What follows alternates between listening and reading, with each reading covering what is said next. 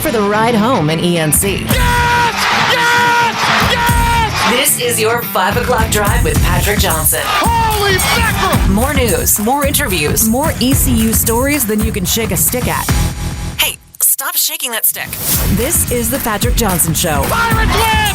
Pirates win! On 94.3 The Game. All right, hello again, everybody, and welcome. It is the Friday edition, TGIF. We made it to get you to the weekend edition of the Patrick Johnson Show. Nice to have you along and looking forward to the program today. Stephen Igoe will join us here in just a few minutes. We will talk ECU athletics. We will talk the Pirate baseball series against USF tonight. Pardon me, and much, much more. But we begin the day with the three-headed monster. Philip the Ref Pilkington, how are you? Good, PJ. It's Friday. How are you? I'm good. And we've got the one and only, a second time on the show this week, Jonathan Wagner, Wags, from On3.com and the Bucks on the Pond podcast. Wags also is an alum of Hoist the Colors. So there you go. We've laid it out. The playoff beard looking sharp. So, Wags, before we get into things here, and Pilk, you can answer this too because this involves you. All right. Would you rather have a sweep or you two be able to go to the game on Monday? Game 5, it would be between Carolina and Ottawa. Do your own selfish desires outweigh the need for the Canes to get a sweep? As selfish, I think I'm going to reverse the definition of selfish and say that my definition of selfish is spending less money early and having more money to spend later.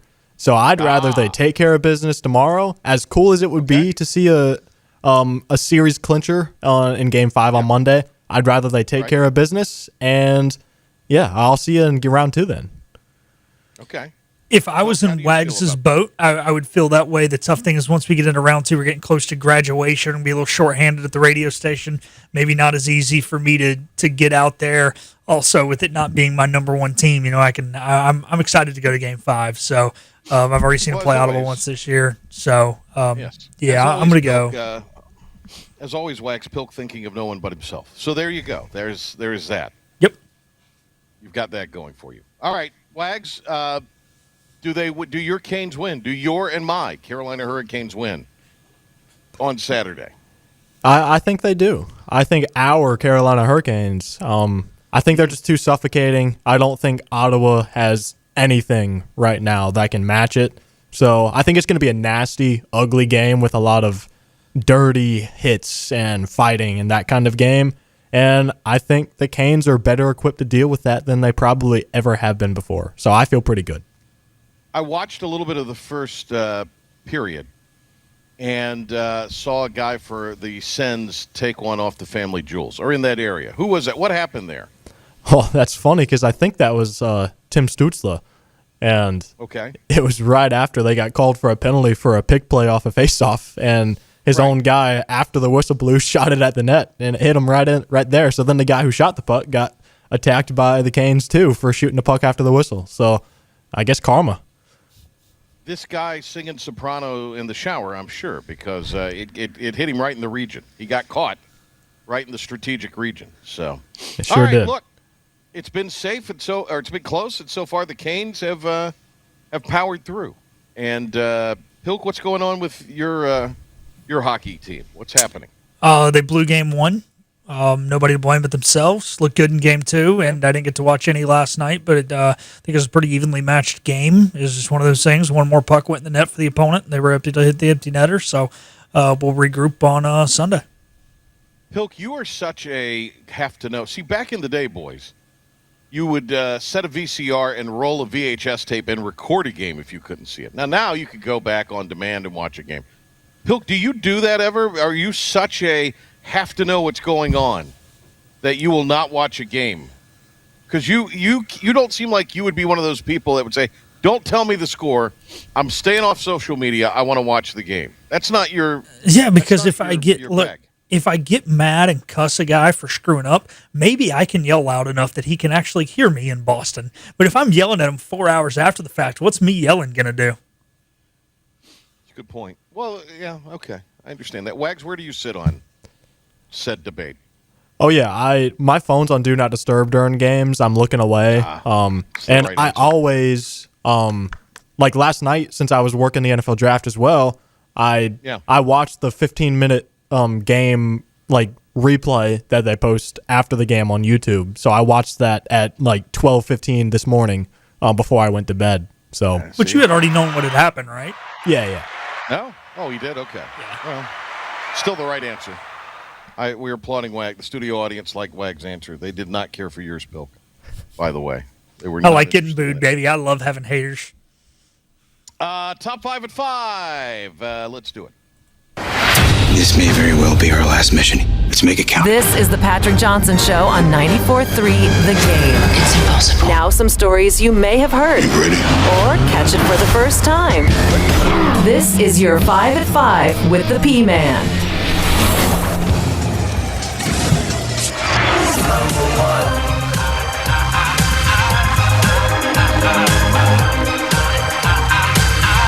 Number one.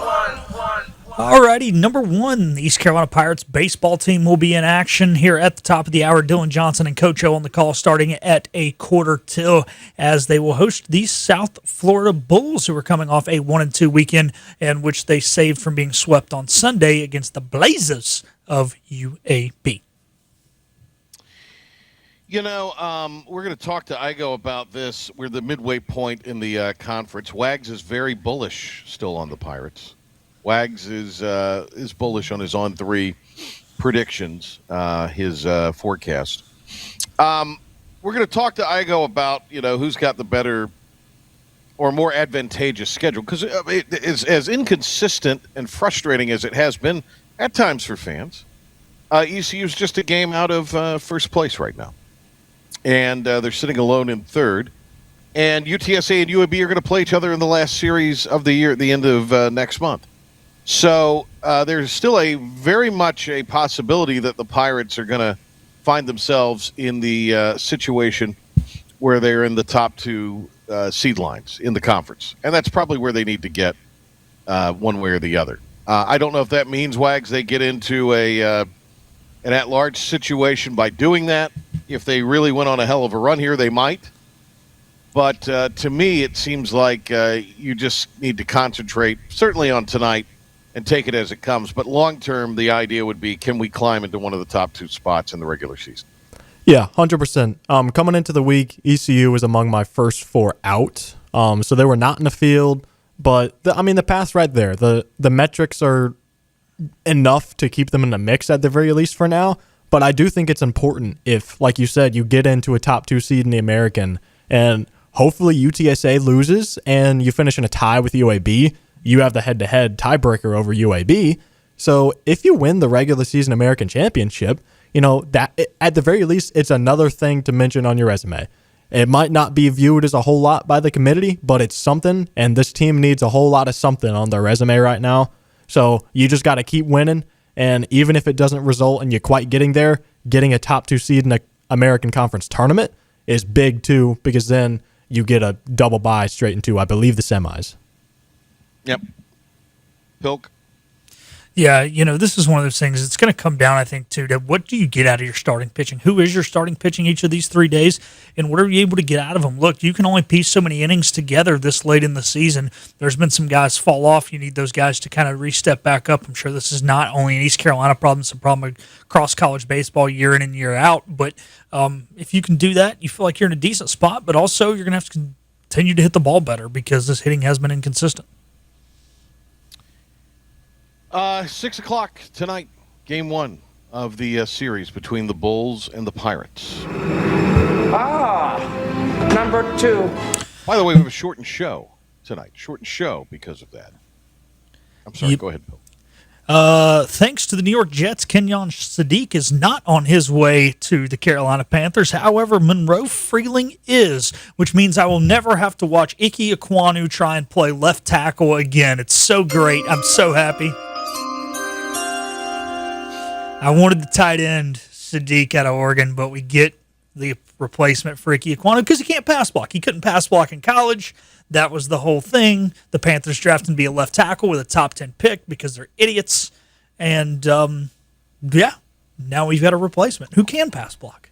Pilk, don't they have 3 left tackles on the roster right now? Not any good ones. Well, now they've got a good one. Now they've got a good one. Okay. All right. So you're satisfied? Yeah. It's not the guy I wanted number 1, but when that guy came off the board, perfect pick. I don't know if I should know this or not. Who's Wag's football team? I'm a Commanders fan, just like Bobby. Okay. That seems like that would be, I don't know. Who's Bobby? Wait a minute. Who's Bobby? I don't know who this is. What do you mean just like Bobby?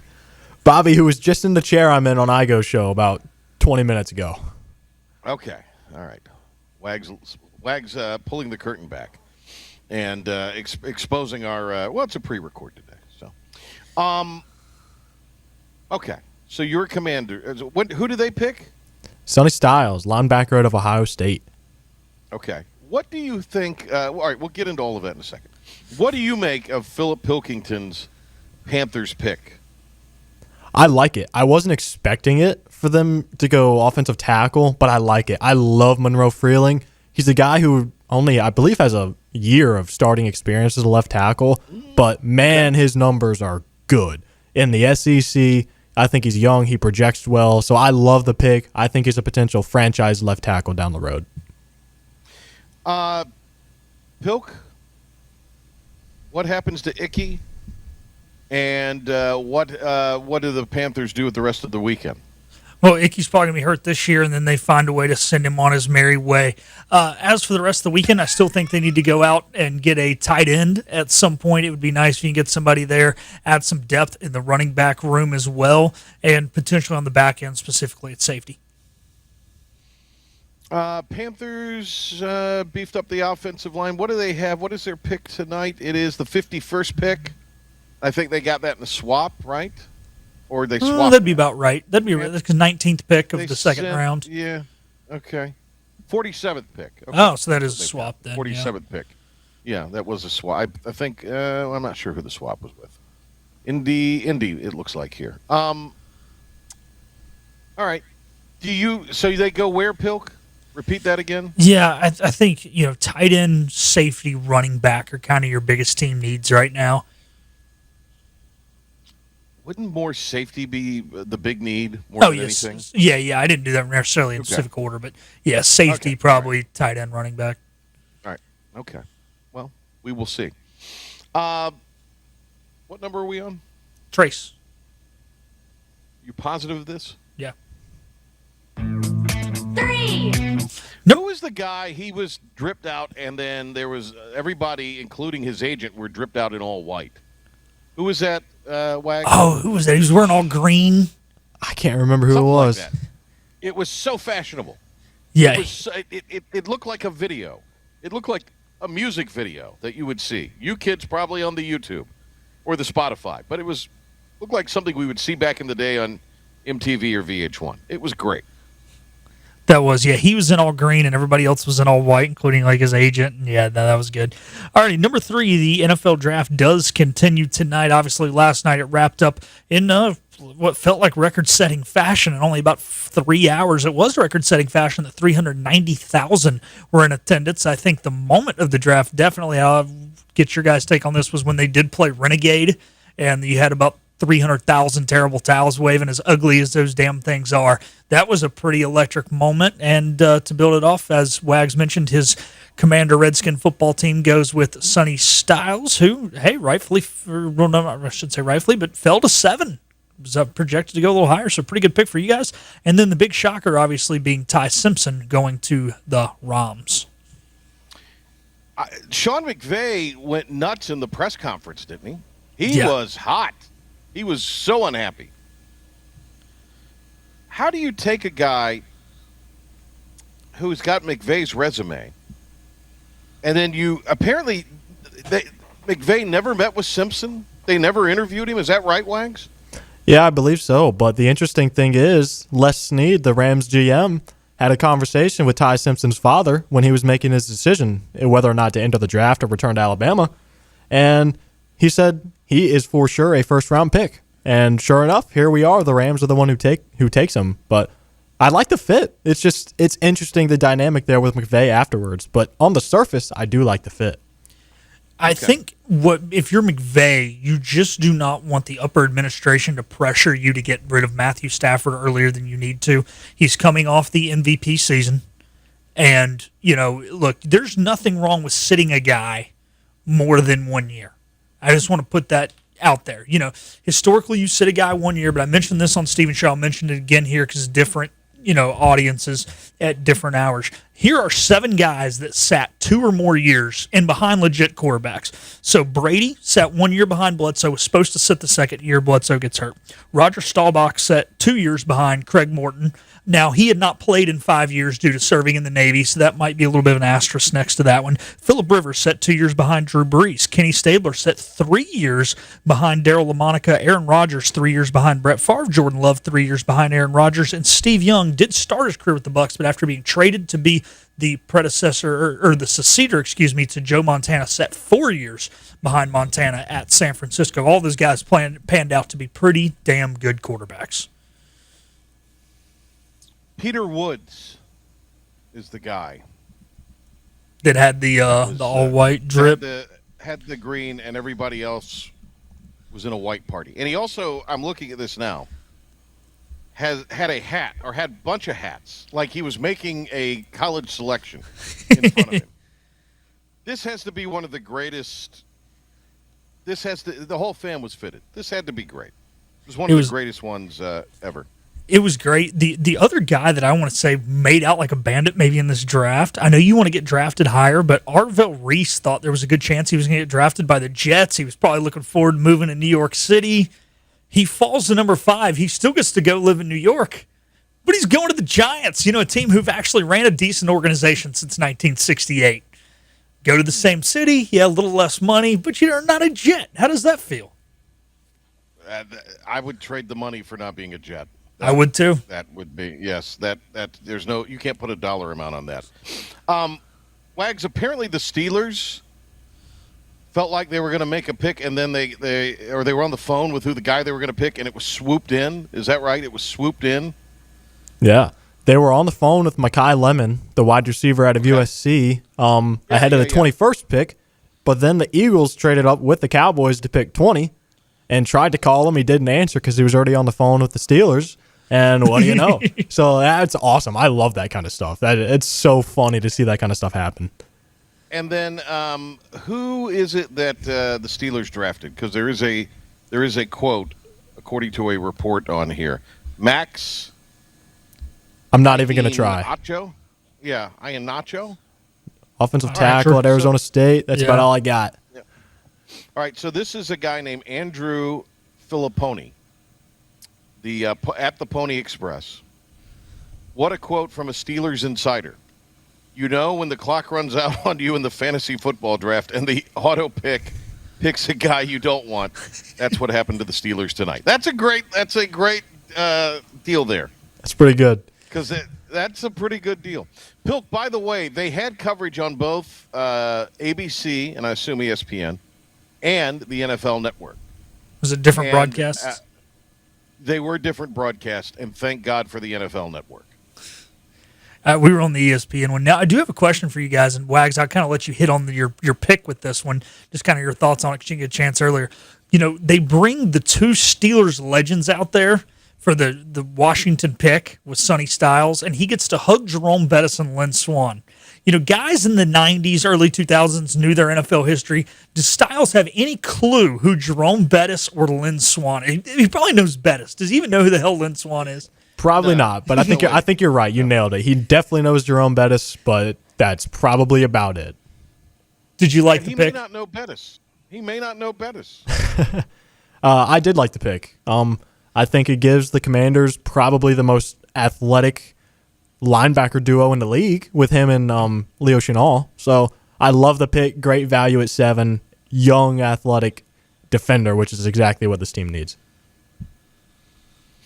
All right, boys, who are the best picks that are left in the draft?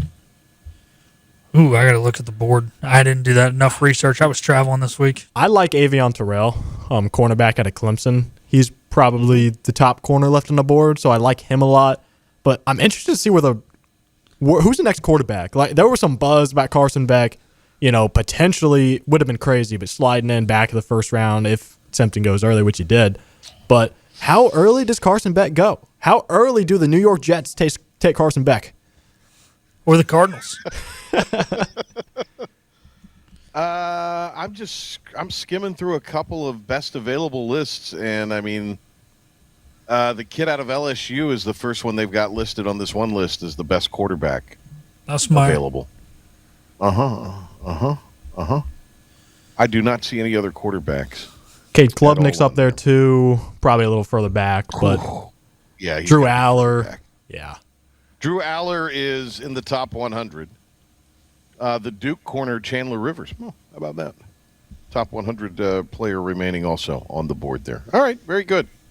Do we have an idea?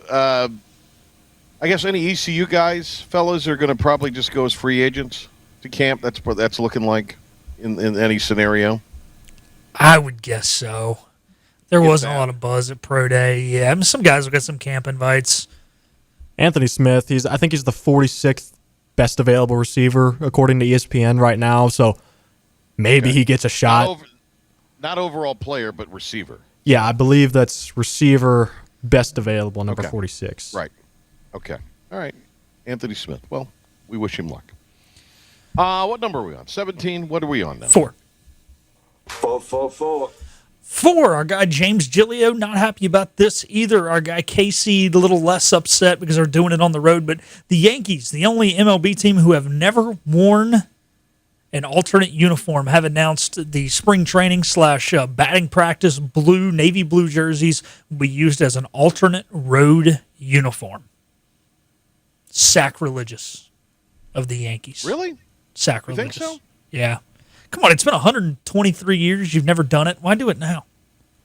Tradition sucks, Pilk. I don't know if you're aware of that. Tradition's great. That's the most progressive comment you've ever made. I think that it is good that they are not wearing Cityscape or some nonsense like that, or like your Red Sox do, a color that is nowhere in the color scheme. Hey, that's the Boston Marathon tribute jerseys. Of the modern times. So, there's Pilk defending this, Wags, as if, that's fine because it's after the marathon. New York has a marathon. Are you aware? Yeah, of but that? it's never been bombed. It was the tribute to the bombing. It wasn't the marathon as a whole. That was the colors. They have different color schemes every year. That was to the one of the year of the and the white and the gold is was the color scheme that year of the bombing. Okay, all right. I don't like the Cityscape stuff. It looks a little like nonsense. I have no problem with this. What are they going to wear? Like on a Sunday? This seems like a Sunday decision. Gray pants, the navy blue top. Wags, I have no problem with this. Yeah, I think I'm somewhere in the middle. It's going to feel really, really wrong, but I'm also going to take Philip's opinion as a Red Sox fan with a grain of salt with the Yankees. But yeah, it's going to feel wrong. But at the same time, it's been a while. Who cares? Who really cares? The Yankees fans care. Keep your fan base happy. The pinstripes, right? They're going to. I'm sure their fan base is fine. Their fan base is ticked. They're probably. Are they really? Giglio's not happy. On Giglio. Giglio seems like he's a little bit of an unhappy person anyway. He seems a little grumpy lately. Fair enough. Nice young man. But he seems like he's really heated here lately. Especially he has been mad lately. He's been ticked off. I think baseball's gotten to something in baseball's gotten to him here, and I think he's just going nuts all the way across the board. I have no problem with this. What does this look like, Pilk? Is there anywhere? Is this online somewhere? I'm sure it's just like the spring training blue jerseys and the batting practice ones they wear. It's. We got to do. Pilk's running us to break. 5. All right. Quick. Number 5, PGA laying off a bunch of people. Also, Jim Furyk named the captain of the Ryder Cup team, somebody who's not so young that they should be picking themselves to play it, like Keegan Bradley. I guess. I mean, this is all because Tiger and his situation. But how about, we're hearing about the demise of Liv and people tramping on that grave. And here we are, PGA, that and they're not saying laying off, they're rearranging or they're doing something. Reimagining their organization. But they got a bunch of tax breaks, too, in Florida. Yeah. To add a bunch of jobs recently. All right, Wags, good to see you. Thank you. Enjoy your weekend and the game tonight. Yep, you too. Thanks for having me. Steve and I go next. Beep, beep. Move over, Buttercup. We're back to the show. They're back! And I love them. This is the Patrick Johnson Show on 94.3 The Game. Anytime you get Steve and I go on, it's a treat. Voice the Colors radio host and voicethecolors.net Stephen Igoe joins us here. Stephen, big baseball weekend, midway through the conference slog, and I'm trying to determine who has the most favorable schedule of the three teams at the top, and I'm guessing it could be East Carolina because they do not face a team with a winning conference record the rest of the way. UTSA and UAB have to play each other the final weekend. I'm not saying you got to sweep the next 4 games or series in conference. Be nice to get a sweep or 2 in there, I would think. Maybe 2 sweeps? Is that too much to ask? 2 sweeps? Yeah.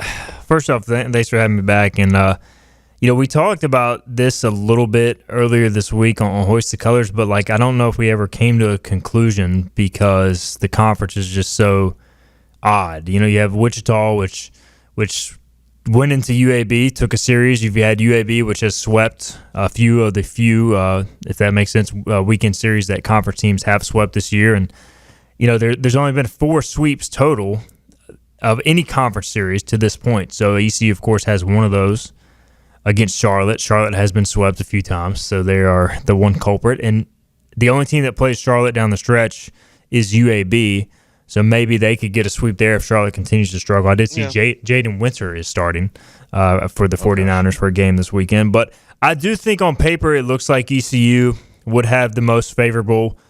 Both teams, all 3 teams have to go on the road twice and stay at home twice for series. So, UTSA does get the Blazers at home in that final weekend, but they also have to go to Tulane and face that pesky Wichita State team. So, I don't think there's a clear advantage, but probably ECU has a slight advantage with the schedule, being that they've already played UAB and UTSA, and they kind of know where they stand, at least versus those two teams down the stretch. They've got the tiebreaker against the Blazers, and how about that loss that Sunday in extra innings in San Antonio? It's right now haunting the Pirates as they have the tiebreaker to the Roadrunners. So a lot of work this week on hitting the ball the other way. And even on Wednesday, still a lot of work towards that. And it seemed to work for Austin Irby, and when he has done that the last couple of times out, he's had success.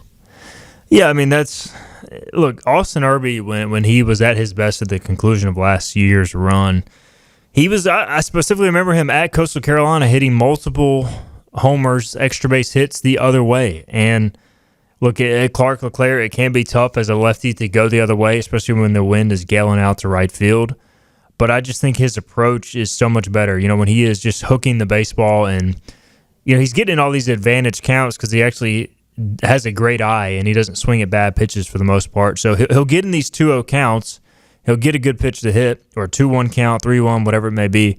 And he'll either foul it back, which typically means you're a tick off, or he'll pull it into the shift. I mean, how many balls have we seen him pull in between that first and second base spot this year that should be hits, but hey, it's not because you've got a second baseman playing in short right field. So teams, they know the book at this point, and he did have a couple hits up the middle against Old Dominion. And I just think when he starts going up the middle and the other way, letting the baseball travel, he can still get out front, hit for power to the pull side, and he uses the whole field to obviously raise his average, get more quality at bats overall. So I'm hopeful it's coming.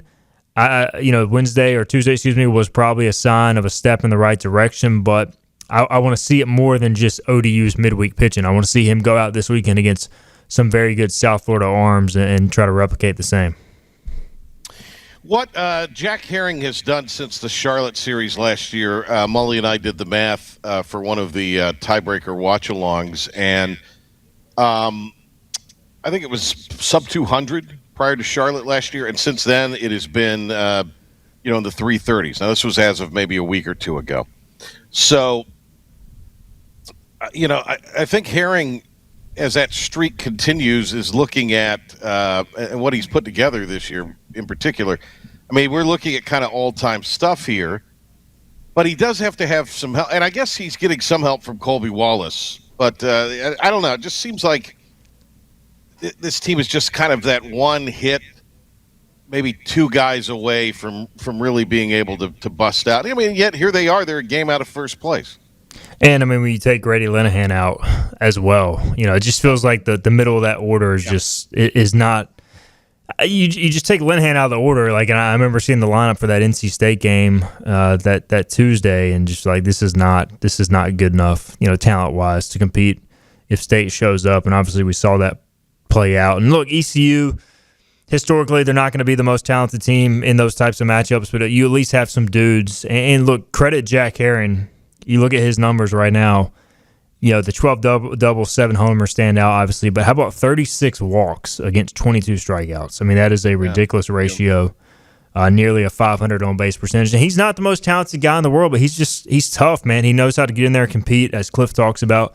It feels like Braden Burst has obviously been very good this year, but maybe he's cooled off a little bit. I know he had a good outing against ODU at the plate, but maybe we see Braden kind of go on a tear too. Whitaker's cooled off some. You mentioned Colby; he's not hitting for a lot of power, but it just, as I look through these other names with Linehan out for the time being, like Lashley, like Barron, they're more bottom of the order guys. So I almost think, kind of go back to our earlier conversation, you need Irby to kind of be that other power guy. If it's not going to be Wallace, who seems to be hitting for more average than power this year, maybe it's Irby who steps up down the stretch consistently, or the DH spot, whether it's Kalinic, whether it's Boucher, you're going to have to get something there too, or Braden Bachman. Maybe it's just different guys game to game. As I'm trying to figure out an answer to your question, Patrick, in my head, and I'm just kind of coming up with, I think it's just going to have to be by committee, is what I ultimately have come up with here. With Linehan out, at least. What is the status? Yeah, what's the status of Linehan? What do you know? That's a great question. I would love to know the status of Linehan. I would love to know the status of the rotation, which I cannot find probable starters on either side. But I do know that he obviously did suffer a broken nose. They were waiting for the swelling to go down, and they were going to determine at that point would he need surgery for the nose. And then, he's still expected to miss some time. I'd be surprised if he's out there this weekend, even if he doesn't need surgery. They probably still need some time for it to heal. I would assume maybe later in May, or, maybe next week you start looking at potentially find a way to get him back. I would think he'd have to play with the mask, protective gear, when hitting, because obviously you can play with it in recovery mode, but the real fear is re-injury. You can't allow that to happen, or you could have severe long-term damage. So they would have to check a lot of boxes as far as the precautionary stuff goes. I go out of spring football. Which quarterback are you more impressed with at this point? I mean, I really think it's dead even. I mean, not to try to not give an answer, but like, they both do certain things well. Mitch Griffiths, to me, I will say, looks more comfortable in the offense, and I think that's not a surprise because he is a guy who basically came from the same offense at Texas Tech with Mark Leftwich, who is a good friend of Jordan Davis. They essentially run the same system, some differences, but he's very familiar with the terminology, the lingo. He came in here kind of knowing what to do. He also had a head start on Emory Williams of a couple weeks. So I think Mitch looks more comfortable. I think talent-wise, Emory Williams, you see like why he was such a highly regarded guy, why he was a potential starter at Miami. He stands in the pocket. He's tall. He gets rid of the ball quick. He's accurate, which at times for a bigger quarterback can be an issue, but not for him. And so much of this offense is predicated upon getting the ball to your guys in space and getting it out to them quickly Emory's so tall, he allows him to see over the line of scrimmage, survey the field. All right, here's where the ball needs to go, bam. Here's where the ball needs to go, bam. Whereas Mitch is more of a, all right, I can make the initial play, but I can also roll out, escape some pressure. In that first game against Alabama, I don't think Emory Williams, if he's the starting quarterback, is going to be able to sit back there all day. So I don't know how good of a barometer that game is going to be in week one if Emory's the guy. But I do think long-term he has the better tools. It's just, do you have the offensive line and the pieces around him to maybe put him in the best situation? Igoe, you spoke with John Gilbert on Monday. What was your big takeaway from that interview? My big takeaway is that the fans still have a lot of questions about the retainment of Michael Schwartz and basketball. And he did his best to answer that. And I think, look, at the end of the day, I do appreciate John Gilbert for coming on and opening it up to the fans. I was telling him, we were talking pre-show, and you're not going to get a lot of questions about things that are going well. There weren't many football questions because Blake Harrell's winning, and he's doing a good job.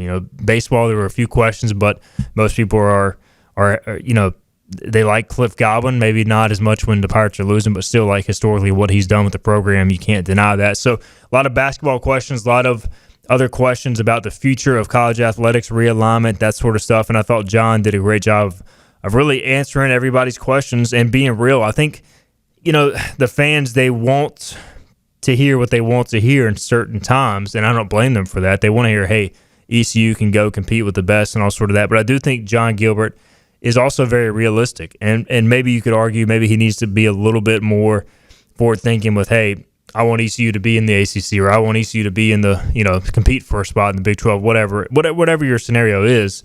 But I also think he knows, all right, here's what our budget is, here's where our finances are right now, and we are in a good position to compete in the American, which right now, if you win the American in football, you can go to the college football playoff.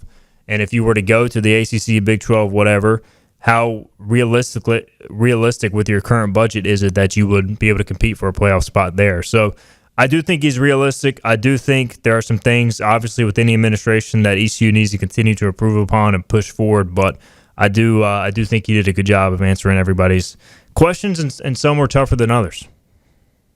Igoe, thanks a lot. Great to talk to you. Appreciate you, PJ. Stephen Igoe with us here. Stay tuned. We'll wrap up the show right after this. Stephen Igoe, thanks to On3's Jonathan Wagner, thanks to Philip Wilkington, Patrick Johnson. Have a great rest of the evening and a wonderful weekend. We'll see you on Monday.